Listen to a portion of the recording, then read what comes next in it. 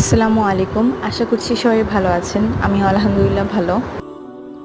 আবারও চলে এলাম নতুন একটি ব্লগ নিয়ে।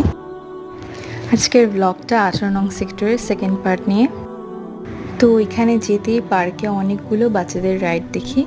সবগুলোর নামও আমার জানা নেই।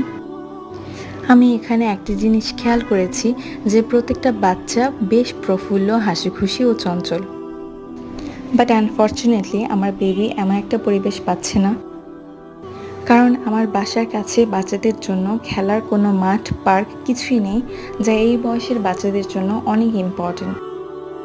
আপনাদের যাদের ছোট বেবি আছে তারা 3 মাস বয়সের পর থেকেই বাচ্চাদেরকে সকাল 7টা থেকে বিকাল 3টার মধ্যে যে কোনো সময় একটু বাইরে নিয়ে যাওয়ার চেষ্টা করবেন।